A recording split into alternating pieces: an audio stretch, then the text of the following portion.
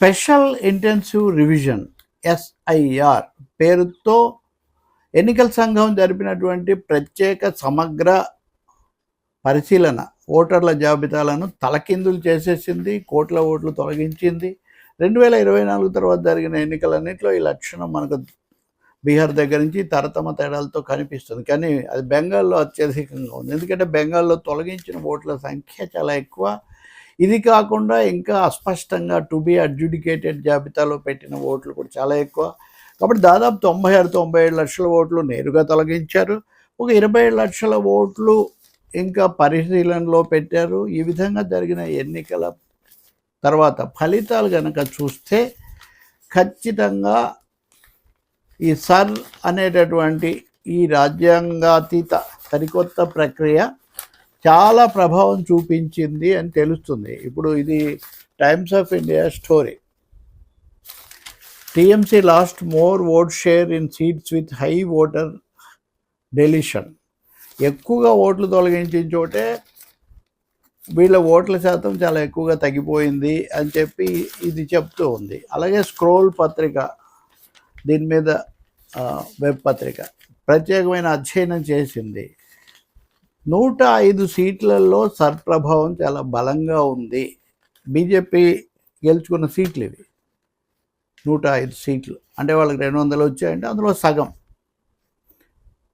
వాళ్ళు 200 నుంచి 88 అంటే వాళ్ళు కోల్పోయింది కూడా 120 దాదాపు. ఇందులో 88 సీట్లు దాదాపు ఎప్పుడు బీజేపీ గెలవలేదు. ఒక్కసారి కూడా బీజేపీ గెలవని ఇప్పుడు గెలిచింది. సో ఇప్పుడు ఏమీ ఎవరికి పెద్ద సందేహం లేదు ఓట్ల తొలగింపుకు ఎన్నికల ఫలితాలకు మధ్యలో. అలానే మమతా బెనర్జీ ఓడిపోయినందుకు కన్నీరు కార్చి, లేకపోతే ఆమె మీద ప్రజా వ్యతిరేకత లేదు, యాంటీ ఇన్కంబెన్సీ లేదని ఎవరు చెప్పరు. తప్పకుండా అరాచకము, అవినీతి, చాలా రకరకాలైన మత కుల విద్వేషాలు రెచ్చగొట్టడం, మాఫియా, సిండికేట్ కట్ పేరుతో మాఫియా రాజు, ఇవన్నీ నిజమే. కానీ అదే సమయంలో ఆమెను పోషించింది కూడా ఈ 2 పెద్ద పార్టీలే కదా. ఇప్పుడు హఠాత్తుగా వాళ్ళు ఈ సరి తీసుకొచ్చారు.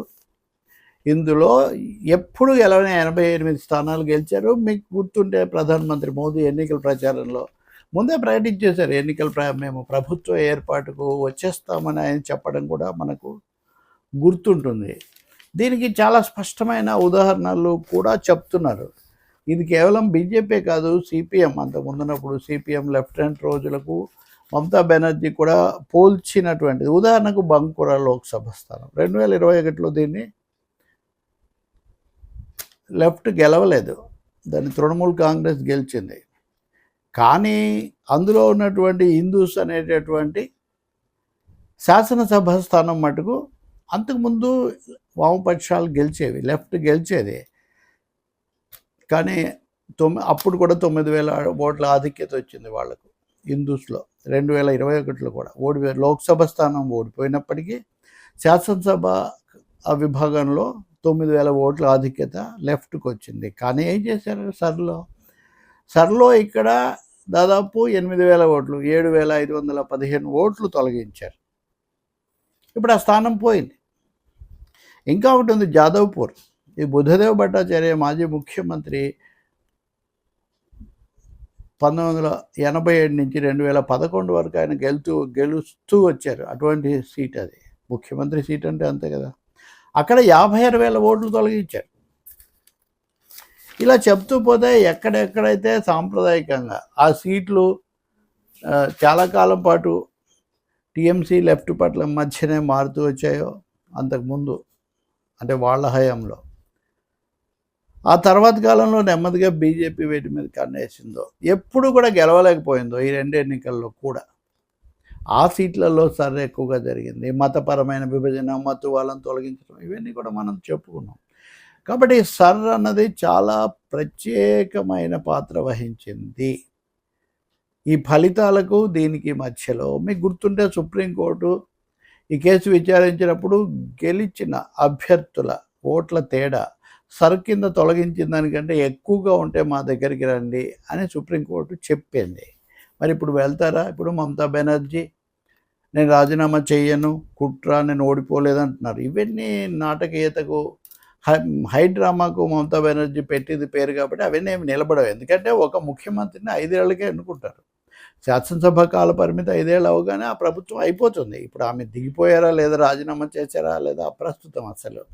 ఆ సభే రద్దయిపోయిన తర్వాత ఆ సభలో బలం ఆధారంగా ఏర్పడిన ముఖ్యమంత్రి ఎలా ఉంటారు? పైగా ఎన్టీ రామారావు, ఈఎంఎస్ నంబూదిరిపాదు, సిక్కింలో నర్బహదూర్ భండారి ఇలాంటి ముఖ్యమంత్రులను చాలా ఆధిక్యతలో ఉన్నప్పుడు కూడా కేంద్రం నిరంకుశంగా బర్తరఫ్ చేసింది. కాబట్టి మమతా బెనర్జీని తీసేసి ఆ స్థానంలో కొత్త ముఖ్యమంత్రిని పెట్టుకోవడం పెద్ద సమస్య కాదు. అది ప్రజల ఈ ఓట్ల ఫలితం కూడా. కానీ ఈ స్థలప్రభావం ఏంటి, ఈ ఓట్లు పక్కన పెట్టడం ఏంటి అనే చర్చ చాలా కాలం సాగుతుంది. నేను మటుకు చెప్తూ వచ్చాను, మిగతా వాళ్ళేమో కానీ నేను చెప్తూ వచ్చాను, ఈ ఎన్నికలు సాధారణమైన ఎన్నికలు కావు, ఇవి చాలా విపరీతమైన అసాధారణమైన ఎన్నికలు అని. అది ఇప్పుడు ఫలితాల్లో కనిపిస్తుంది. బెంగాల్లో ఇంకో ముఖ్యమైన అంశం కూడా ఉంది. 85 స్థానాల్లో గెలిచిన అభ్యర్థికి, ఓడిన అభ్యర్థికి, అంటే రన్నరప్కు, విన్నర్కు తేడా మూడో స్థానంలో ఉన్న వాళ్ళ ఓట్లు చాలా ఎక్కువగా ఉన్నాయి. అంటే బీజేపీ, టీఎంసీల మధ్య ఓట్ల తేడా కంటే ఆ తర్వాత స్థానంలో ఉన్నటువంటి అభ్యర్థులు, కాంగ్రెస్ అభ్యర్థులు, వామపక్ష అభ్యర్థులు, ఇతరులు, వాళ్ళ ఓట్లు ఎక్కువగా ఉన్నాయి. అంటే ఓట్ల చీలిక అన్నది కూడా ఇక్కడ ఒక ప్రధానమైన పాత్ర వహించింది అనేది అర్థమవుతుంది. కనిపించింది కూడా మమతా బెనర్జీ పట్ల, తృణమూల్ కాంగ్రెస్ మాఫియా పాలన పట్ల ఒక తీవ్రమైన వ్యతిరేకత. కాబట్టి ఈ ఫలితంలో కొంచెం అటు ఇటు ఓడిపోయి ఉండేవాళ్ళు అనేది ఒకటి అయితే, దీన్ని ఒక క్రమ పద్ధతిలో చేసి మతపరమైన విద్వేషాలు దేశాల మధ్య ఇవన్నీ కూడా తీసుకొచ్చి అస్సాం, బెంగాల్లో ముఖ్యంగా జరిగింది మటుకు దీర్ఘకాలం పాటు దేశాన్నే కాకుండా అంతర్జాతీయ ప్రభావం కూడా చూపిస్తుంది. ఇప్పుడు అస్సాంలో హిమంత బిశ్వ శర్మ మళ్ళీ వచ్చాక బంగ్లాదేశ్ ఒక ప్రకటన చేసింది. బంగ్లాదేశ్ ఏదో గొప్పదని కాదు, ఎలా ఉండబోతుంది ప్రభావం అని. కొత్త ప్రభుత్వం అందరినీ మా దేశానికి మళ్ళీ పంపించే పని తలపెట్టదని మేము కోరుకుంటున్నామని వాళ్ళు అన్నారు. అంటే ఇటువంటిది ఏదో జరుగుతుందని. మొదటిసారిగా రాష్ట్రాల శాసనసభ ఎన్నికల ఫలితాల ప్రభావం గురించి అంతర్జాతీయ స్థాయిలో దేశాల మధ్య చర్చ జరిగే ఒక విపరీత పరిస్థితి కూడా మనం ఇక్కడ చూస్తూ ఉన్నాము.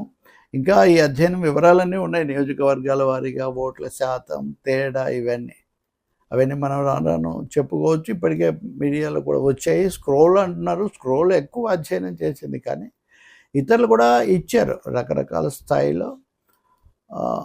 అయితే ఎవరు కూడా మమతా బెనర్జీ మీద యాంటీ ఇన్కంబెన్సీ లేదని చెప్పడానికి ఏం లేదు, అది కూడా ఉంది. కానీ దాన్ని అనేక పద్ధతుల్లో ఏమనాలి, కేంద్ర దర్యాప్తు సంస్థలను వినియోగించడం ద్వారా కానీ, మతపరమైన ఉద్వేగాలు రెచ్చగొట్టడం, ఇవన్నీ కూడా ప్రభావం చూపించాయి. అన్నది వీటన్నిటికీ కూడా పరాకాష్ఠగా మారి బీజేపీని ఎలాగైనా కూర్చోబెట్టడం అన్నదే లక్ష్యంగా నడిచింది. సైద్ధాంతికంగా వామపక్షాలకు పెట్టని కోట అయినటువంటి చాలా కాలం పాటు, 34 ఏళ్ల పాటు, ఇది చిన్న విషయం కాదు కదా. ఇంత హంగామా చేసిన మమతా బెనర్జీ 15 ఏళ్ళు కదా పాలించారు. 34 ఏళ్లలో సగం కూడా కాదే. సో బీజేపీ ఇప్పుడు గెలిచినప్పటికీ కూడా అది ఎట్లా ఉంటుంది, ఎంతకాలం ఉంటుంది మనం చూడాలి. రెండోది, ఎన్నికలు అన్న తర్వాత ఎన్నికల్లో గెలుపులు ఓటములు కూడా తప్పకుండా ఉంటాయి. ఒకరు 30 ఏళ్ళు పాలించారు, 40 ఏళ్ళు పాలించారు కాబట్టి ఎప్పుడు వాళ్ళే పాలిస్తారనేది ఏం లేదు. ఎక్కడ తప్పులు జరిగాయి, ఎందుకు మనం వెనకబడ్డాం, అది తప్పకుండా వామపక్షాలు చూసుకోవాలి. కానీ అంతకంటే ముఖ్యంగా పార్టీలు, రాష్ట్రాలకు అతీతంగా రాజ్యాంగంలో లేని అనే ఒక ప్రక్రియ తీసుకొని వచ్చి, అది కూడా ఎన్నికలు ప్రకటించిన తర్వాత ఇష్టానుసారం ఓట్లను తీసేసే ఈ అంశాన్ని మటుకు రాజ్యాంగపరంగా ఎదుర్కోవాలి, రాజకీయంగా ఎదుర్కోవాలి. ఎవరైనా గెలవచ్చు, ఎవరైనా ఓడొచ్చు ఆ తర్వాత.